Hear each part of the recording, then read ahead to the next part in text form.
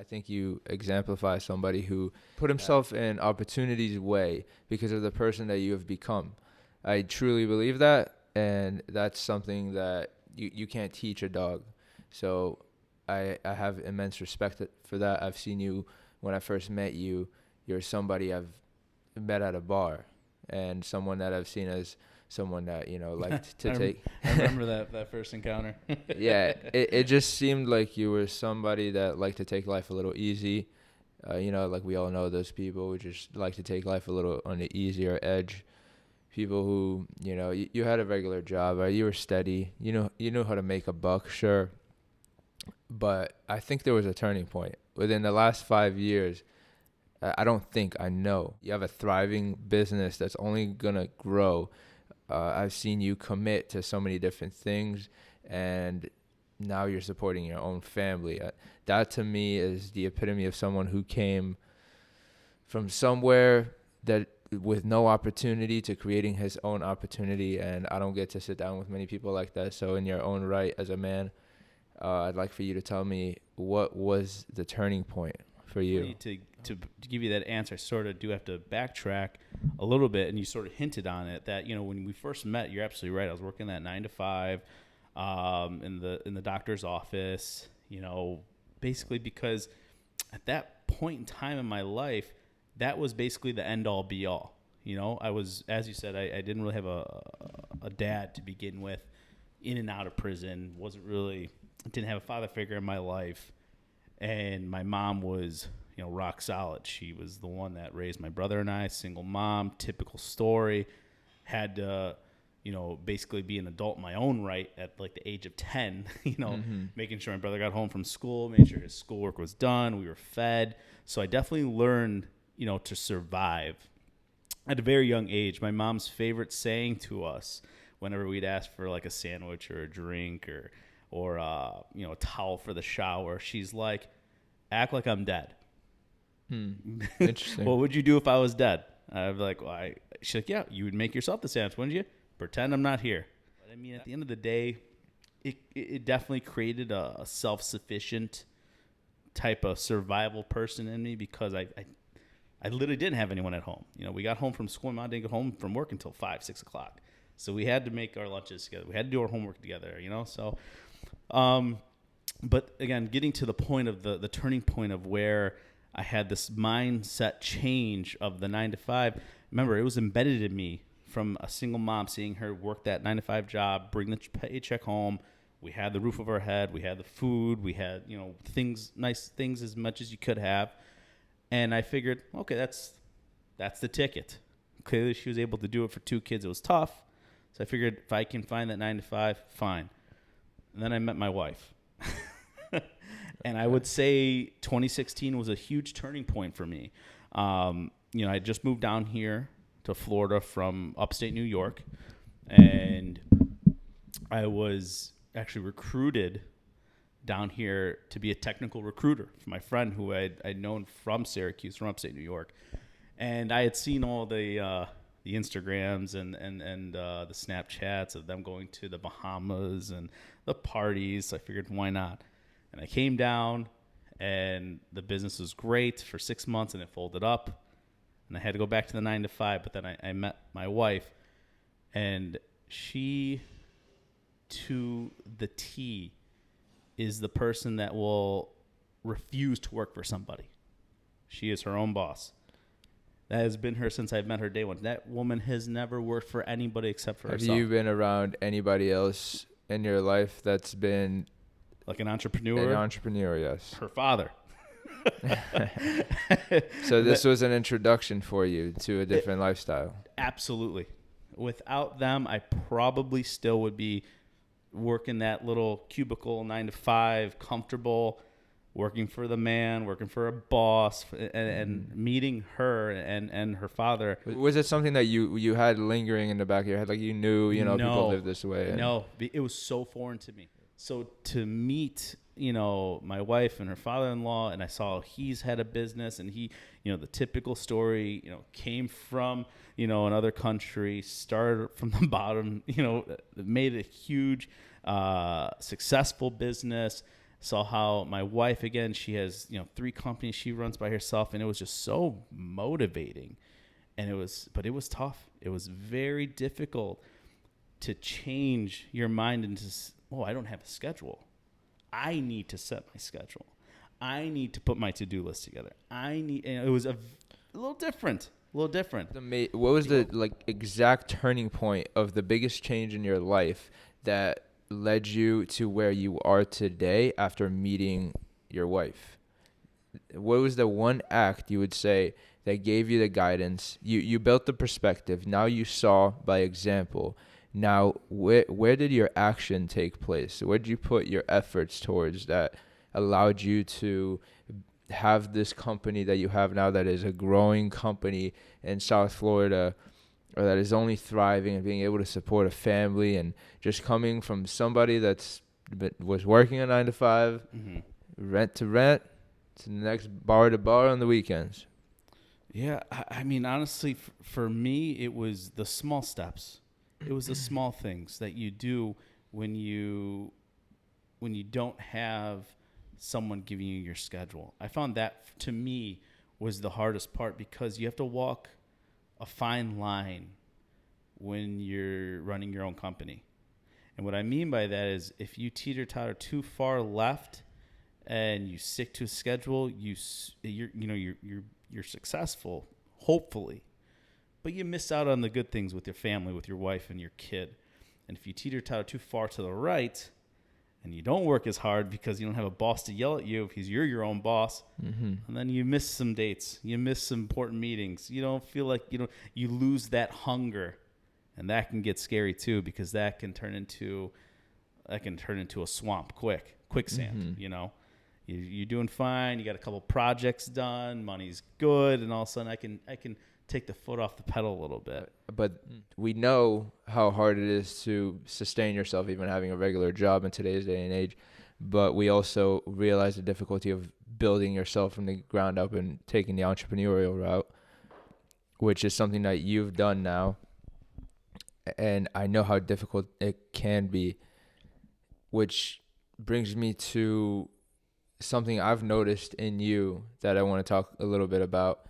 Seeing you transition and become a man of faith, and being around you, I've taken notice of that. So could you talk a little bit about that? I found Judaism, and I started off, reading up about it. I started meeting with a Reform rabbi, great guy, Rabbi Pinsky, awesome person, awesome individual, and I felt like, it was a little too close for the people who don't know. Judaism has many, many walks, paths that you can take. But the main 3 that you typically encounter are what's called Reform, Conservative, and Orthodox. And Reform being more of the, live and let live type thing. They don't really follow the halakha, the Jewish laws of, don't eat pork and mixing meat and cheese. They're laid back. A little laid back, and hey, no problem with that. You walk your own path, no problem with that. So I didn't really had a connection to it as much. So I went to the conservative route, and again, a little bit more on the stricter side. Not that I was looking for a stricter side, but I had done my research enough where I felt that, I want to do what's the most difficult thing out there. Did you have any preconceptions beforehand of thinking that this is going to help you in life in any way, shape, or form? Or was it something you just felt drawn towards? Felt drawn to it. Never did I feel like this is a key that's going to open up a door that's going to maybe push myself to. No. Never had that thought in my life. It was more that I felt absolutely drawn to Judaism. I knew that I was finally getting close to where I needed to be. So then I had done enough research, and I'm stubborn. I'm sure you know that I am probably the most stubborn person to ever exist. I'm sure you can attest that. My wife can attest that. Very stubborn. And I have found that what's called an Orthodox conversion is like the most difficult thing you could ever do. And I said, well, I want to do that. and it was about 3.5 years.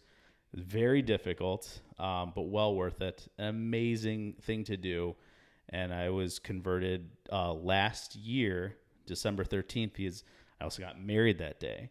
So I was converted that day, got married that day. It was an amazing, amazing day. And I can tell you in regards to where I have changed in my life with business, in my life with spirituality, emotional, psychologically, everything, it was after I got converted. I felt like I was in a holding pattern. And as soon as I got that conversion, as soon as I was married, everything just fell into place. And then the books that you read, I mean, the Torah, the Jewish Bible, literally talks about how to run a business. Literally talks about business ethics. There's a whole section on business ethics in the Torah. How to and literally, it's still applicable to today. Talks about honoring and gaining an honest dollar. Doing right, how much interest to charge, and it's obviously things are applicable, some things aren't applicable because again it's an old book, but like I said, it definitely but it definitely has helped me in ways it teaches you how to be a good husband, how to be a good father. There's literally passages in there on how you're supposed to, and those are things that all shape your life. So to say what I contribute my conversion to the success I have, I wouldn't say yes as in like A plus B equals success. More so that it was just I was on that journey, and this has definitely helped me.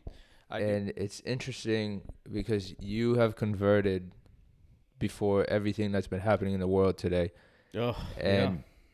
I'm just curious, as someone who was born and raised here, has been far away from conflict, who never wanted conflict, who found success, peace, and prosperity from Judaism.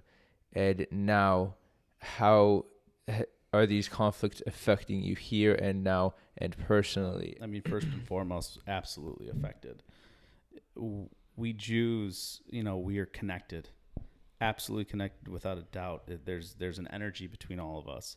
And I can tell you when that occurred on October 7th in Israel, I guarantee you every single Jew, no matter what, if they're secular or extremely religious or in the middle, they felt some kind of way, one way or another.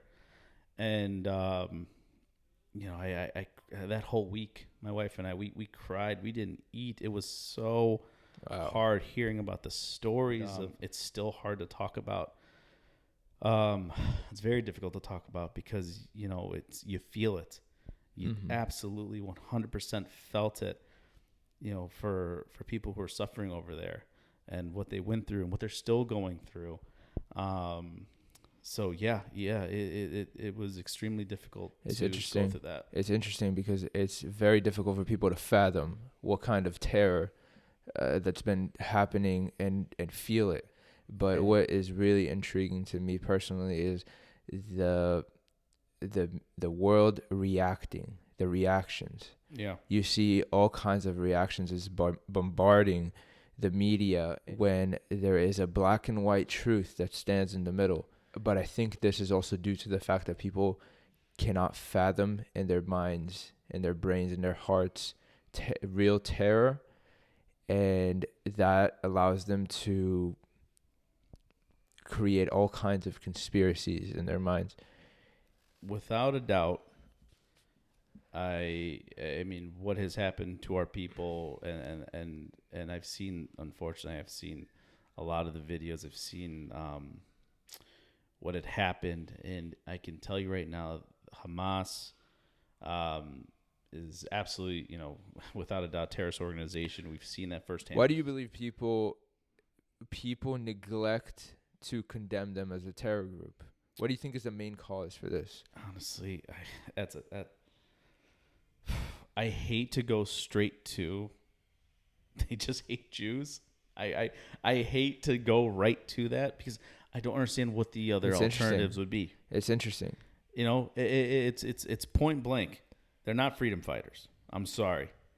If they were strategic in their attacks on October 7th against only other military combatants, full on war, maybe I would be able to agree and see as a freedom fighter. What they did was slaughter civilians, people who had no weapons in their hands, blatantly. The rape, the torture, and the what kidnapping. I've seen, and we can go on, and people have even tried to taint that. They follow fundamentalism. They are very hardcore in their religious beliefs, which I think is another piece of the puzzle that could stray someone into more violence. Sure. That does not mean you need to justify Hamas's doings. Hamas is the real enemy here. The terrorist organization is the real enemy here. They're leading the people. They're sitting on billions of dollars in different countries while their people are led like sheep. And I'm not trying to be disrespectful when I say sheep. I'm saying this is a very unfortunate outcome of war and lingering war. Yeah. There have been several times where they've asked these protesters, when you say the river to the sea, do you just mean the West Bank and Gaza? And no, they mean the whole state of Israel. They want that gone. It's interesting to see people who think this genocide was somehow justified. How is it equivocal in any way, shape, or form that they want to claim that we're genocidal? I know. How does that make sense? It doesn't even that Israel is genocidal. That does not make sense. Well, it's because they're hiding behind civilians. Well, and not even that. I mean, just from a statistical standpoint, I mean, if you look at the definition of genocide, I mean, you don't even need the definition. I mean, you're taking out a gene pool of people who are similar in characteristics, religion, background, what have you, and wiping them off the face of the map. If that were the case, if Israel had been committing a genocide, how do you explain their population going from a little over, I think in 1956, it was a little over 500,000. And then if you look in the 1990s, it was around 2 million. And then if you look now in 2023, it's about 5 million. I mean, their population has exponentially grown, especially in the last 25 years. So if genocide was true, we suck at it. It just doesn't make sense. It's just a buzzword along with apartheid, along with open air prison, along with all the other buzzwords that you keep hearing, this rhetoric that they're just regurgitating because the professor told them this and the professor told them that, and you can debunk it just by simple research. Mm-hmm. But there's just so much hate that has been instilled in these people.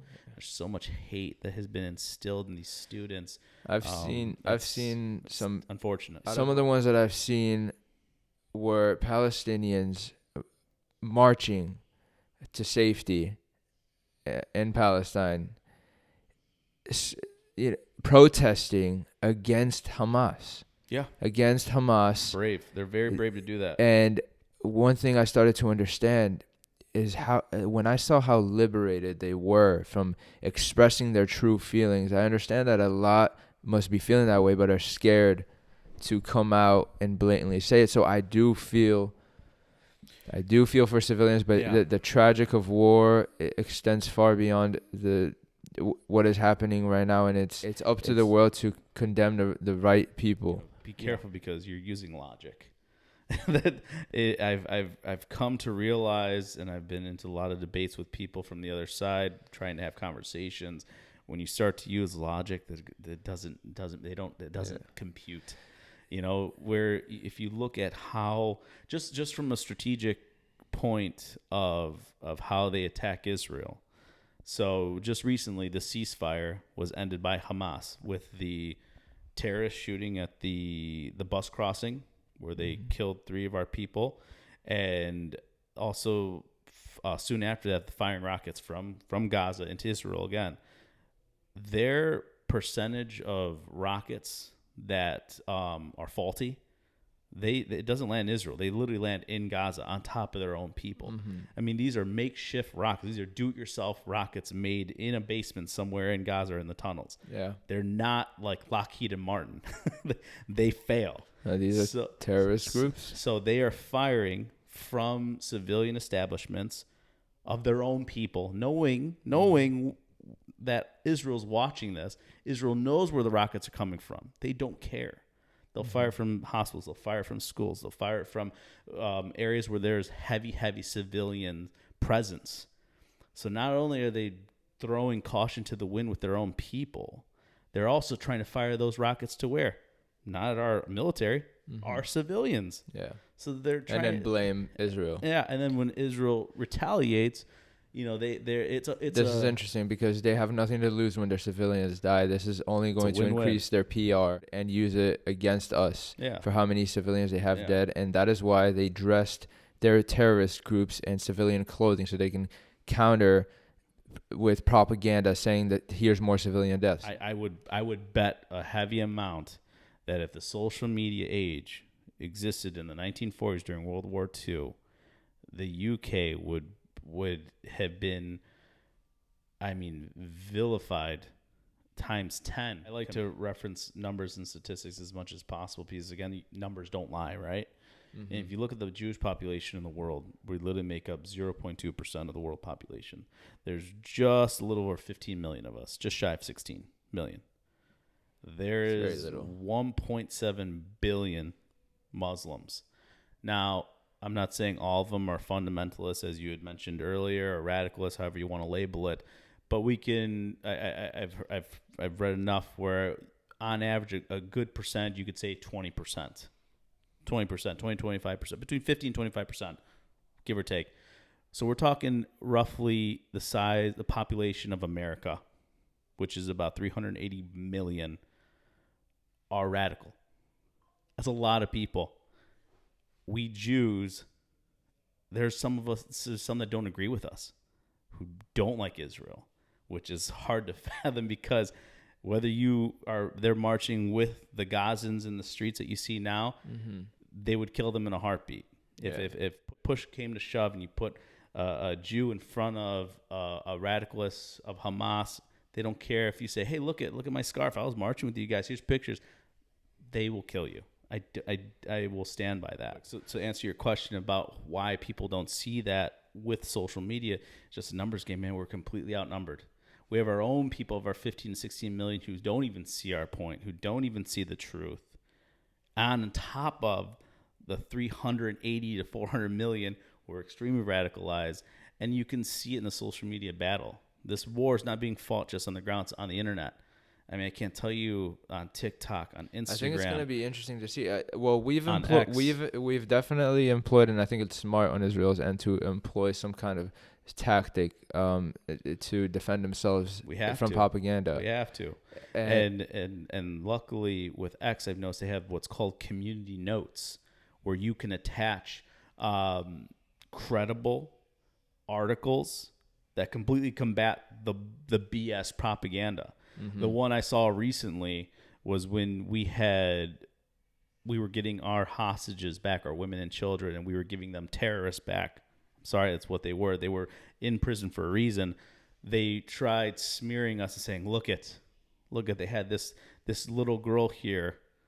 She did nothing. She was just raising a Gazan flag, and they took her into prison without trial. And then we attached the community note. Oh, by the way, she also stabbed a mother in front of her 2 children. That's why she was in prison. And they completely took that down after like 2 hours. Damn. So that's what I like about X. You can attach credible sources to combat. It just goes to show how someone can just start spreading lies. Yeah. And how people so easily, with no sense of any critical thinking, could just hop on the train because of their biased and personal belief. I'm an open-minded person. Yeah. Like, listen, if you come at me and say something that makes sense to me, I'm not going to turn my back on you. It's just not how my brain works. Yeah. Because this world is crazy and we live in some crazy times. You cannot turn your back on anything. I highly urge any Muslim that I know to consider their own beliefs. And I do know many Muslims, and I've seen many Muslims come out and blatantly speak their truth, which makes sense. It makes sense. They have been suppressed. Like they all say, maybe the Palestinians have been suppressed, but not by Israel. It's like they say, if we put our guns down, we're dead. If they put their guns down, they have a functioning society. Yeah. Yep. Yeah, I mean, We have no bloodlust. no, That's and that gets to the foundation of Judaism. The foundation of Judaism is preservation of life. Life in itself is a cornerstone. I mean, an end all be all. You preserve it without always. You celebrate life. It's a beautiful thing to have life. And I believe the radicals, it's like the antithesis. Their death is only the beginning for them. They want death. They want a martyr. I mean, I came across jihad Islamists. Yeah, I mean, they have streets named after terrorists in Gaza. We've seen them for centuries, right? Yeah. We've seen them for centuries saying these things. I mean, Yeah. it's out there. It's It's almost like they live in a conspiracy theory. Yeah, I mean, they believe. I mean, from what I've seen in the propaganda and the social media war, I mean, they believe very wholeheartedly that they are justified in the rapes and the butcherings, that it was an acting out period, and we're finally. But it's going to be interesting because, of course, they hold 25% of the population in the world. 23, yeah, 1.7 billion out of the roughly 7. And we hold what? 0.2. 0.2% of the population. So I think the unbiased population outside of their 23% will stand with Israel. I believe that. The light will always conquer the darkness, and that's it.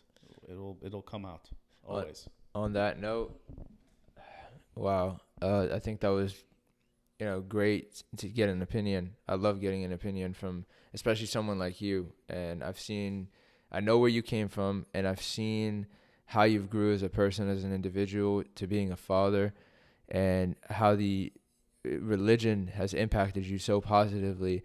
And seeing what's happening in the world right now, I appreciate you opening up about that and giving me your perspective on the matter. This is not a podcast to have any political stand in any way, shape, or form. It's something that's happening in the world, and I believe that more people need to talk about this. Talk about it. So I appreciate you coming on. Any final words? Light up the darkness. That's it.